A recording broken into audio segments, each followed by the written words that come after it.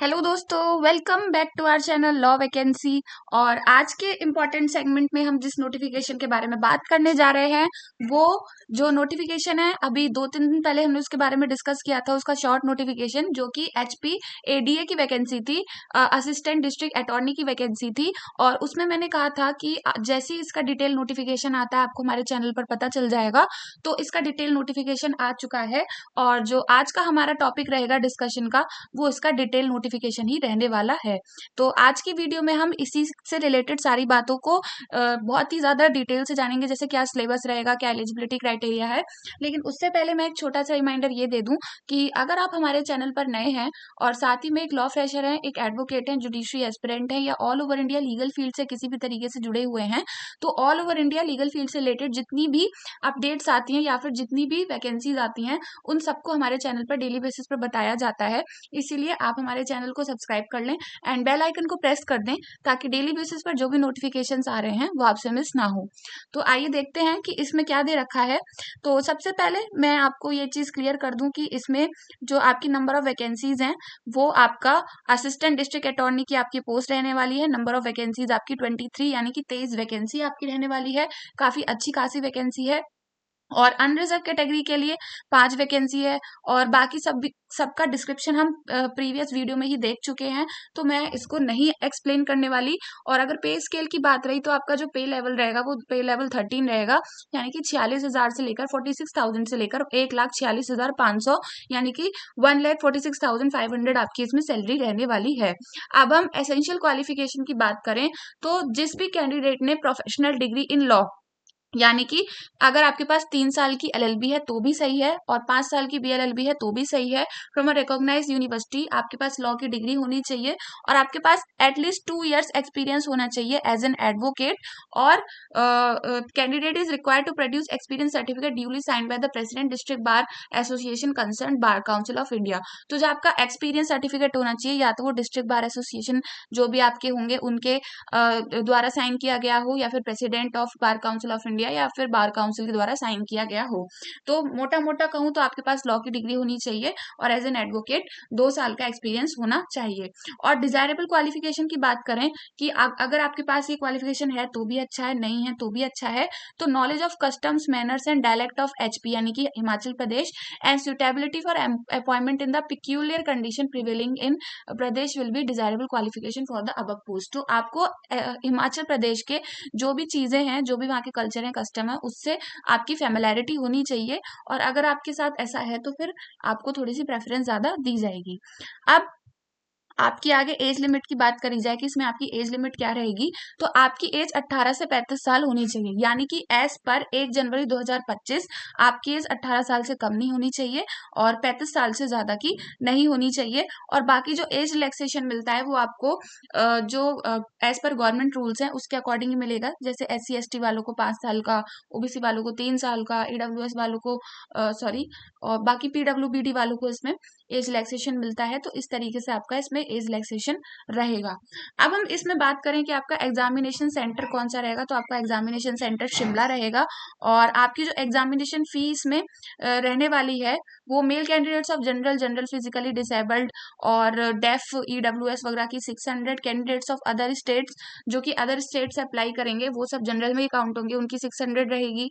Mail candidates of SC ST OBC EWS hundred of BPL category of Himachal Pradesh and ex service candidates of Himachal Pradesh वगैरह की जो भी fees रहेगी, application fee वो 150 रहेगी, 150 रुपए। और ex serviceman male candidate of Himachal Pradesh who are relieve from the defence service यानी कि एक्स सर्विसमैन, इन लोगों की कोई फी नहीं है और फीमेल कैंडिडेट्स की कोई भी फी नहीं रहने वाली है। तो फीमेल कैंडिडेट्स कहीं से भी बिलोंग करती हैं, बाहर के स्टेट से भी हैं, तो उन लोगों के लिए कोई भी एप्लीकेशन फी नहीं रहने वाली।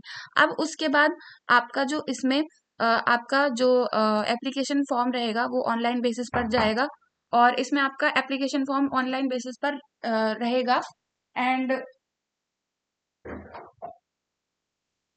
ऑनलाइन अप्लाई करने की जो आपकी डेट रहने वाली है वो इसमें 27 ऊपर ही लिखा हुआ है, 27 मार्च 2025 से आपके इसमें फॉर्म स्टार्ट हो रहे हैं और जो एंड डेट रहने वाली है वो 13 अप्रैल 2025 रात 12 बजे तक रहने वाली है। तो ये तो सारे इंपॉर्टेंट इन्फॉर्मेशन हो गई। अब हम इसमें बात करते हैं कि आपका सिलेक्शन क्राइटेरिया इसमें क्या रहने वाला है। तो सिलेक्शन क्राइटेरिया के लिए आपका इसमें टेस्ट कंडक्ट कराया जाएगा, देन आपका इंटरव्यू कंडक्ट कराया जाएगा। तो इसमें जो आपका सिलेक्शन प्रोसेस है उसमें स्क्रीनिंग टेस्ट, प्री एलिमिनरी एग्जामिनेशन यानी कि प्री का एग्जाम होगा, देन पर्सनैलिटी टेस्ट कंडक्ट करवाया जाएगा। उसके बाद जो आपका प्री का एग्जाम है उसमें आपका पेपर 1 होगा और पेपर 1 जो आपका होगा वो सीबीटी बेस्ड होगा और 1 आवर ड्यूरेशन होगा एज पर डिटेल सिलेबस।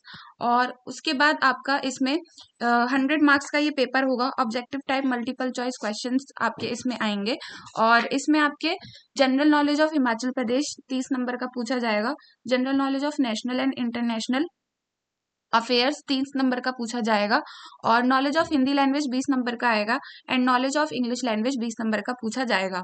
उसके बाद इसमें आपका नेगेटिव मार्किंग भी कंसिस्ट ये करता है, तो आपकी इसमें नेगेटिव मार्किंग भी फॉलो करी जाएगी। उसके बाद आपका जो पेपर सेकंड होगा उसी के अंदर वो आपका डिस्क्रिप्टिव सब्जेक्ट एप्टीट्यूड टेस्ट होगा, यानी कि जो पेपर 1 है वो ऑब्जेक्टिव है और पेपर सेकंड जो है वो आपका सब्जेक्टिव है जो कि 3 घंटे का होगा और वो आपका 120 मार्क्स का होगा, रिटर्न पेपर होगा। जो ऊपर का पेपर 1 है वो आपका ऑनलाइन बेसिस पर होगा, बट जो पेपर सेकंड है वो आपका ऑफलाइन बेसिस पर होगा क्योंकि वो डिस्क्रिप्टिव पेपर है। अब इन्होंने डिस्क्रिप्टिव पेपर का इसमें सिलेबस नहीं दे रखा है तो मैं नहीं बता पा रही हूँ, मैं आपको इस चीज को यहाँ पे बता देती हूँ पढ़ के, इसमें इन्होंने लिख रखा है। तो ये रहा detail syllabus of paper second descriptive subject aptitude test will be uploaded on the official website of the commission shortly for which link will be provided. तो अभी इसका सिलेबस नहीं आया है, इसका लिंक आपको वेबसाइट पे मिल जाएगा, आप time to time website check करते रहिएगा, वहां पे आपको इसका डिटेल सिलेबस अवेलेबल हो जाएगा। इसीलिए मैं इस वीडियो में नहीं बता पा रही हूँ, आप इस वीडियो के कमेंट बॉक्स में सिलेबस मत पूछिएगा। और बाकी पेपर 1 का सिलेबस इसमें मैं आपको बता चुकी हूँ, हिंदी, इंग्लिश, जीके और आपका 100 मार्क्स का ऑब्जेक्टिव टेस्ट रहने वाला है। तो इस तरीके से ये आपका सिलेक्शन प्रोसेस इसमें रहेगा। बाकी एप्लीकेशन फॉर्म आपको कैसे फिल करना है वो मैं आपको बता चुकी हूँ, ऑनलाइन बेसिस पर आपको फिल करना है और इनकी जो ऑनलाइन वेबसाइट है वो भी मैं आपको प्रीवियस वीडियो में बता चुकी हूँ और इसमें भी दे रखी है, तो मैं आपको दिखा देती हूँ। इसमें इनकी ऑफिशियल वेबसाइट यहाँ पे मेंशन नहीं है तो उसको फाइंड करना इतना वो नहीं है, आप प्रीवियस वीडियो में जाके भी देख सकते हो। hp.government.in करके कुछ ऐसे है, मुझे अभी एग्जैक्ट याद नहीं आ रहा है। और बाकी यही थी सारी इंपॉर्टेंट इन्फॉर्मेशन इस नोटिफिकेशन से रिलेटेड और ये सारा डिटेल नोटिफिकेशन है। और अगर आप इस नोटिफिकेशन को हमसे लेना चाहते हैं या फिर इससे रिलेटेड आपकी कोई भी क्वेरी है तो आप हमारे टेलीग्राम चैनल पर क्वेरी पूछ सकते हैं एंड आपको ये नोटिफिकेशन वहाँ पर अवेलेबल हो जाएगा। हमारे टेलीग्राम चैनल का लिंक आपको वीडियो के डिस्क्रिप्शन बॉक्स में दे दिया जाएगा and all over India legal field से रिलेटेड जितनी भी नोटिफिकेशंस आती हैं उन सबको सबसे पहले एंड डेली बेसिस पर जानने के लिए आप हमारे चैनल को सब्सक्राइब कर लें एंड बेल आइकन को प्रेस कर दें ताकि डेली बेसिस पर जो भी नोटिफिकेशंस आ रहे हैं वो आपसे मिस ना हो और एक अच्छी अपॉर्चुनिटी आपसे मिस ना हो। तो आज की वीडियो में इतना ही, मिलते हैं नेक्स्ट वीडियो में नेक्स्ट नोटिफिकेशन के साथ। Thank you for watching.